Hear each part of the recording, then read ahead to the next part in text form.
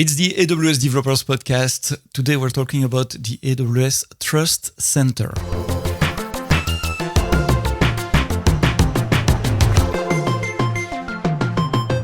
Good morning. It's a Friday morning. Friday in every good podcast application. It's a new episode of the AWS Developers Podcast. Thank you for listening. Thank you for sharing this episode with your friends, with your colleagues, to give us feedback.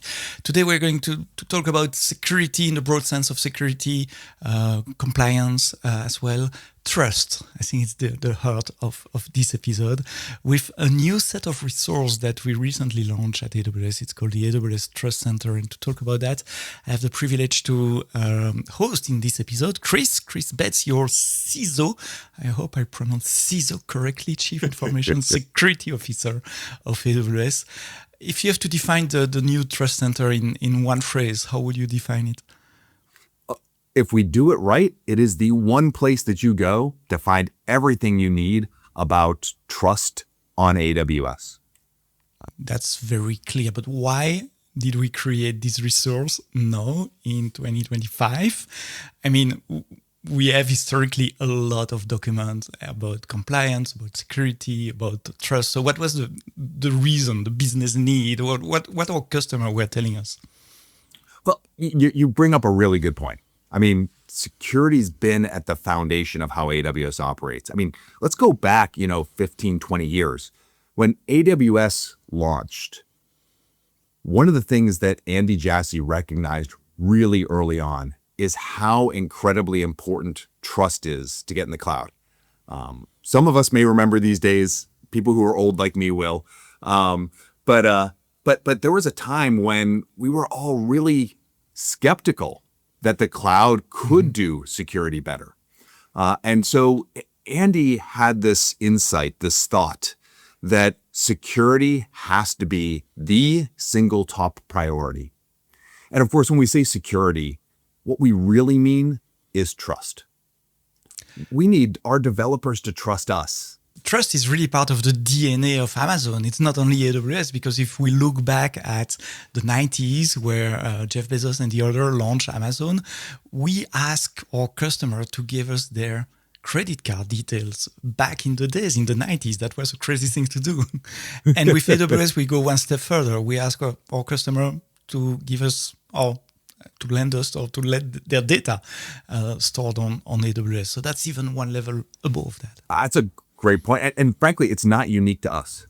I mean, look, I think every developer, whether they realize it or not, for you to get your customers to use your product, you need them to trust you. They maybe trust you with their data, trust you that you're going to get the answer right, trust you that you're going to make it easy and seamless for them to get their whatever they're seeking to do, get it done. But when you think about it, trust is so pivotal to everything we do as engineers and as developers. And so Trust Center helps us bring that information together. Sebastian, to your point, we had culture of trust and security from the earliest days. We had a bunch of different information. What we found was that when we were talking with customers, there were so many different places we sent them. And one of the big things that we're focused on that I've heard since I've been here, well, actually, let me take a step back. So I came to AWS from being the CISO for Capital One. The bank. The bank. One of the things that you may know or may not know is that while the time I was there, Capital One closed its last data center. Capital One is fully in the cloud. That journey, as a customer of AWS, I brought a set of expectations. And being here, I continue to hear, frankly, what I expected from my customers as well. AWS, you do a brilliant job with security. Like, you've got security built in ways that nobody else does. And, not every cloud's built the same, and we love what you're doing. But how do I go and find those right resources? How do I make it simple, seamless, and easy for me to take advantage of that, for me to build securely on top of your secure cloud? That's not as easy as I'd like it to be. And so one of the big things that we've been working on and will continue to work on this year is simplifying security at scale And the Trust Center is part of that. How do we bring the right information together, make it easy for developers, and make it so that they can go take this information and hand it off to the people who need to trust them, so they don't need to spend the time searching for it. The information's right there. Is there new content available on the Trust Center, or is it just, quote, a collection of links to existing document that exists already somewhere else? There's a ton of new content. We went deeper, for example, in one area on operator access, based on some recent developer questions about, hey, how do you manage this at scale? How do you manage maintaining production systems at scale in a secure way? But there's actually ongoing new content coming in that's being organized by the Trust Center. It's one of those things we're going to keep on developing over the next several years. And in part, based on feedback, not just from security professionals. I recognize there's people like me who are incredibly passionate about security and trust. But one of the most important voices is this audience. It's, as a developer, what have we made easy? What haven't we made easy? What have we made it easy to find? What are the questions that you're asking that we're not answering? Because my goal is to make this easy for you so that you can do what you love and know that you're operating on that foundation of security. What are the top 3 questions that we receive from our customer about security? Is it about how we operate, the example that we gave already, physical security of our data center, security of the data? I guess it's probably a mix of all that, but from your position, you probably can quantify them, qualify them, and have the big categories. Well, and so anecdotally, the things I get to experience the most are often from some of the most senior executives. And so the questions that I get from them tend to be about compliance and regulatory, because these are large companies that are working to sell their services and products into markets where governments have put regulation and compliance requirements that need to be met. And so that's one of the places that I get a bunch of questions in, and being able to show quickly and easily, here's the service, here's what regulatory requirement it meets. You can just use it today. You don't need to go reprove it. That makes those companies operate faster and faster. The questions I get from startups are, and earlier, and products that are earlier in the development cycle are a little different. I tend to get questions about, how do we make it easy as we're building this so we don't have issues later on with security? And that's where we start providing some of the information about, the well-architected security pillar and some of those other pieces, where one of the things that I enjoy about AWS is how we give customers choice. But with choice, that also means there's many different ways to solve problems. And so having some of these recommendations, for that audience, what I tell people is, look, we're going to give you several different ways to solve a problem.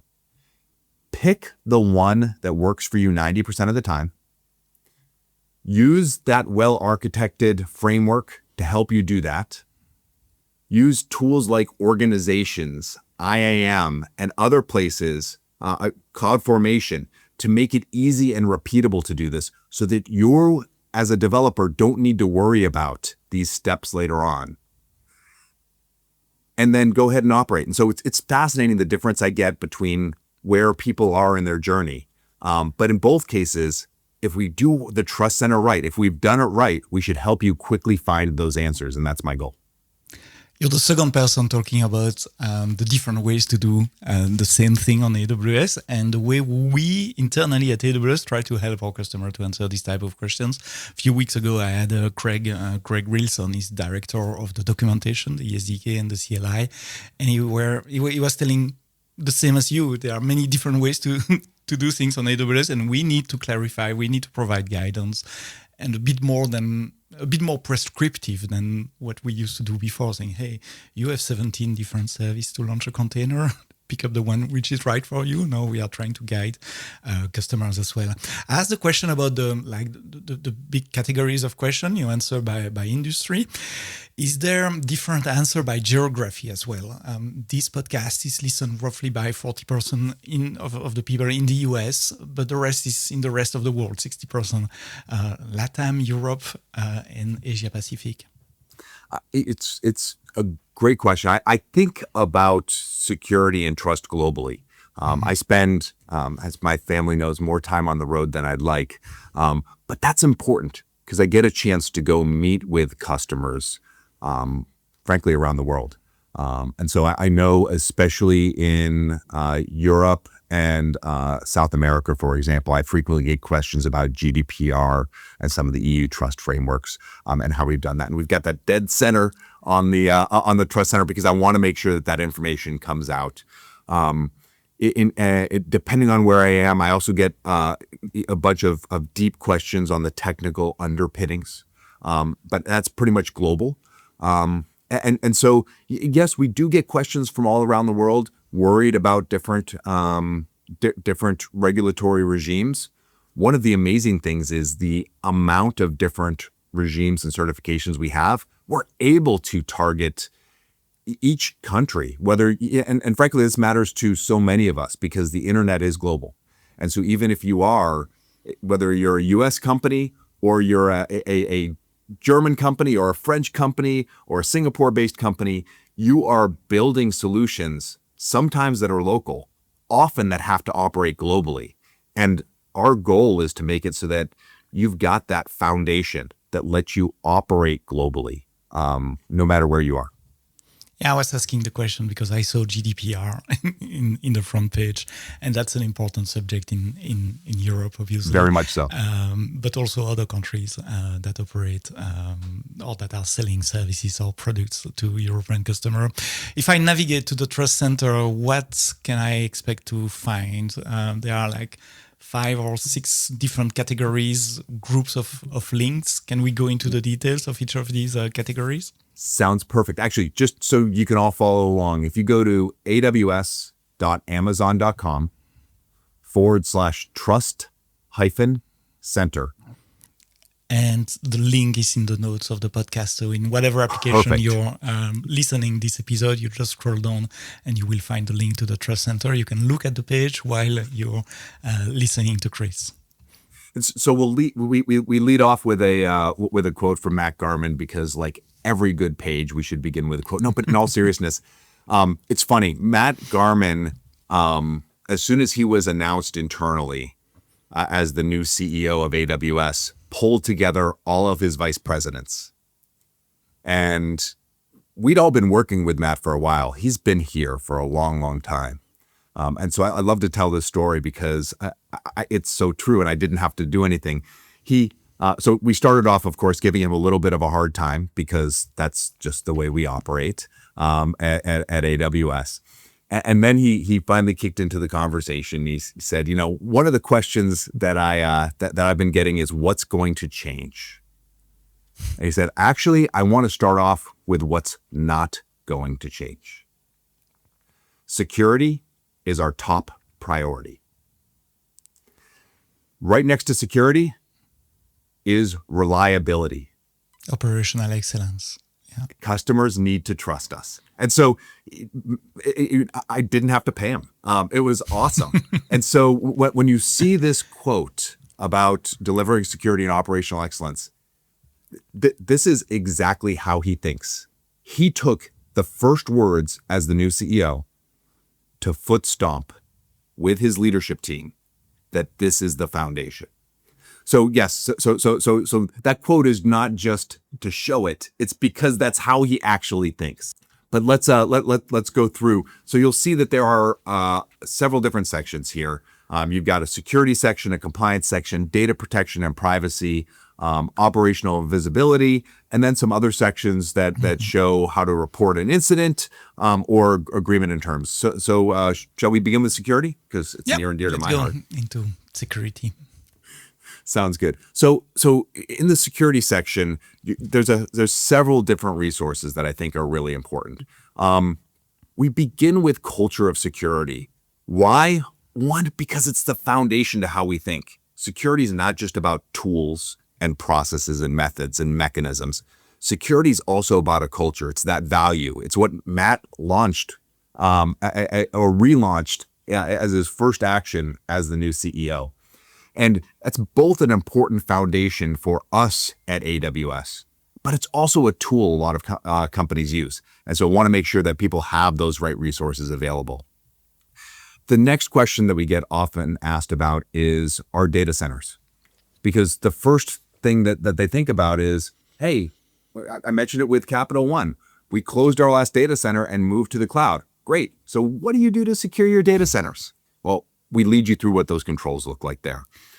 That's pretty new for AWS now. A few years ago, when I started working at AWS, it was more than 10 years ago, we were extremely vague about our data center. No disclosure of the location, very high-level disclosure of the physical security measures inside the data center. So now we are getting more precise about what we are doing. We are, and I think that reflects where the world has been on this trust journey. That we are both increasingly skeptical as we see companies fail to live up to our expectations. And I think it's also because we're increasingly sophisticated.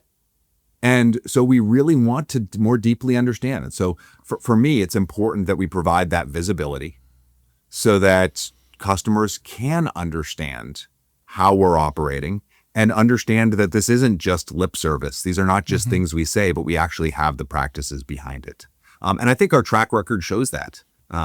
We've got a really strong track record, and I pray every day that we continue to perform the way you all expect. The next layer for us is the cloud security. This is the security of the cloud. So that's the important part for the shared responsibility model. That's the security of the cloud. That's the part where we are responsible. Exactly. One of the things, and we'll talk a little more about shared responsibility model in a few minutes as well in a different area. Part of the reason why you don't see shared responsibility models specifically called out here is because my goal is to make sure that people are able to be their most secure, that developers can be their most secure when they're operating on top of AWS. That means certainly security of the cloud, including our data center and our culture, but also that we're providing them the right solutions. And so, but you're right. My job in cloud security is to make sure that we are trustworthy and trusted. And so we put a ton of energy into being trustworthy. And here we show you a bit on why we should be trusted, and we give you a deep insight into how we work there. And then, of course, that gets to the last layer, which is the security services, which are just some of the ways. And I talked earlier about the well-architected framework and other things that also show up in these resources.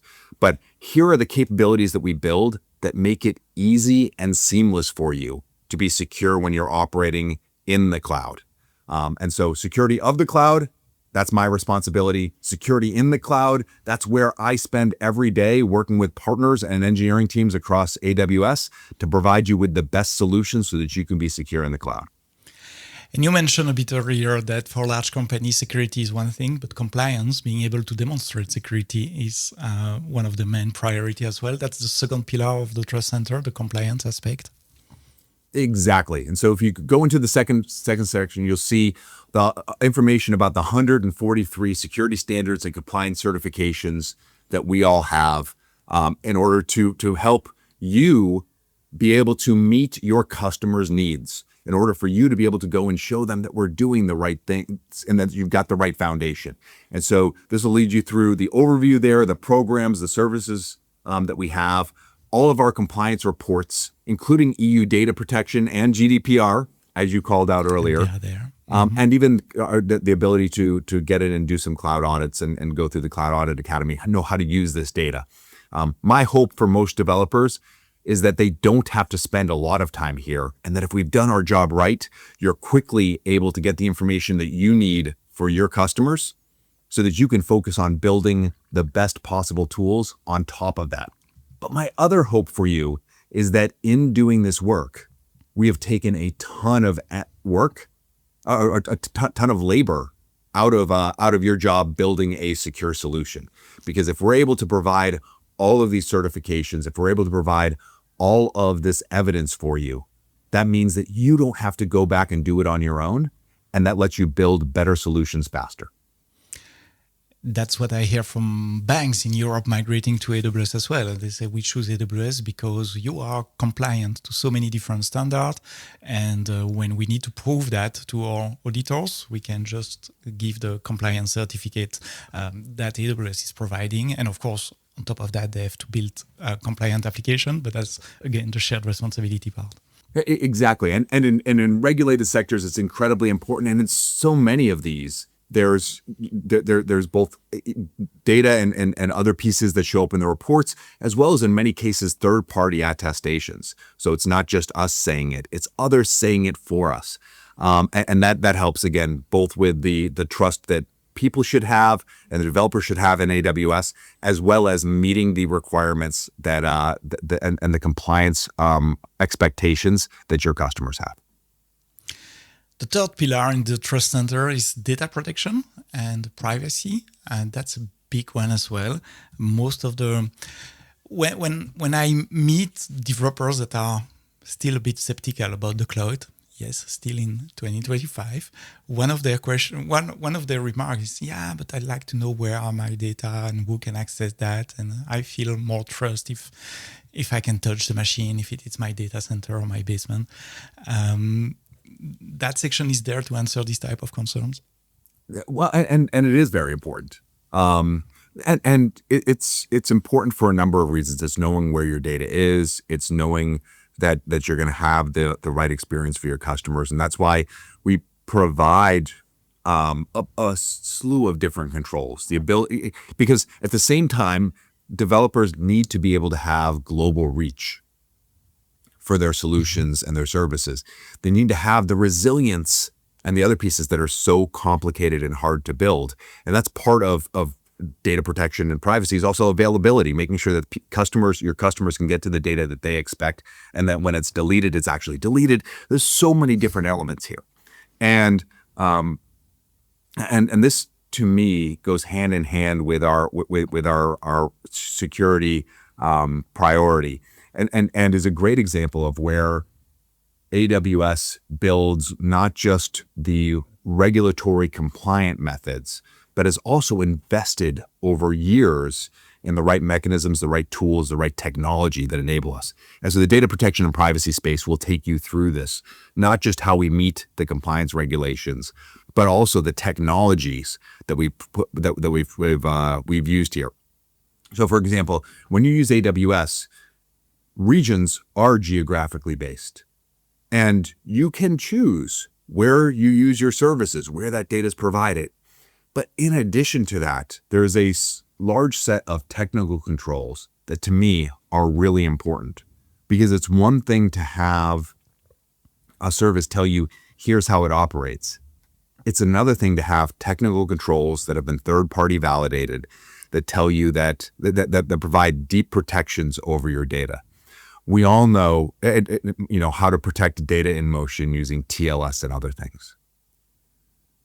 The way that we provide encryption capabilities for data at rest, S3, knowing that your data both resides where it's going to reside, but also you get to pick how those cryptographic keys are, where they reside, how they're protected, up to and including your own cryptographic keys. Terrific. That in and of itself is an awesome technology backstop here. And then lastly, for those of you who are not familiar with our Nitro technology suite, maybe that's a separate conversation. I don't know if you've done a Nitro deep dive. We can have a whole podcast episode on Nitro probably. It would be an incredible conversation. Let me give you the really short piece. Mm-hmm. Many cloud services use the main CPU to host both the virtual machine management layer, as well as the independent virtual machines. Mm-hmm. We realized, a decade or so ago, that we could be much more efficient in building a solution that actually offloaded the virtual machine management onto separate processors. And in fact, not only could we be more efficient, we could actually be significantly more secure. Remember, security is our top priority. By introducing devices that at bus rate, so the bus that's sitting inside that computer, are mediating between the CPU and the storage device or the network, et cetera, and putting inline encryption in place. And in fact, we could go the step further and design the technology in such a way that operators, neither AWS or you, can get access to make changes to those virtual machines when they're running. We can't get access to the memory. We can't get access to anything. The hardware is designed that way. And so we created a set of custom hardware. In fact, we went out and bought and acquired a company who specializes in custom hardware, Annapurna Labs, who built and designed these components. And they do a whole bunch of cutting edge engineering for us in so many different ways on so many different chips today. It's the heart of our chip capability. But this is all the Nitro architecture. Again, this is probably a good hour-long podcast for you on its own. But these are the technology foundations that AWS has developed. S3 always encrypted, the Nitro framework, et cetera, that really give us these strong foundations for security and secure trust. And so you can find out about these and other things: operator access, data protection, the privacy center, sovereignty, features of our services. They're all here for you to go dive deeper into as you need them to both meet your own expectations and your customers. The Nitro architecture is really the cornerstone of the data center security. I mean, the maybe data center is not the right word because we can think about the building, but I'm talking about the physical security inside the machine. And I'm always surprised that so many customers overlook that when we sit with customers and explain them what is Nitro, how it operates, and the advantage it provides. Most of the time we have that light bulb moment saying, oh yes, I understood. And now I understand why we say that the cloud is more secure than a customer data center. And I think it's a real differentiator as well for AWS. We are the only one doing that. Exactly. These are long-term investments. These are investments that you have to make many, many years in advance for them to pay out now. And that only comes from that, back to that first point on the culture of security and the values that the company has. Matt's conversation, like those pieces, it's because of those values that we're willing to make those long-term investments. And that's part of what, frankly, makes AWS different. There's just a desire and a willingness to make those long-term investments that pay out and give a different kind of capability for our customers. So these are the three main pillars of the new Trust Center. There is a fourth one you mentioned. It's the operational visibility. Look, your operational excellence, resiliency, reliability is incredibly important. And so being able to take a look at what our health status is, what's the status of all the services, our account health dashboard, security bulletins that you need that give you actions to take, those things are incredibly important because security and operational excellence are a living thing. You need your services to be up. You need to understand what's going on. We need to be communicating clearly, and this gives you a one-stop shop in order to do that, because that's a big part of trust. And that group of resources is called the Trust Center. It's not called the Security Center.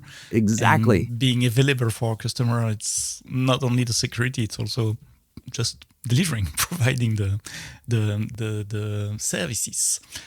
Thank you, Chris, for making a tour of the new Trust Center with us. We're talking to developers in this podcast. So what would be your recommendation for developers that are listening to us? 3 quick things. One, go find that page for the Trust Center, bookmark it.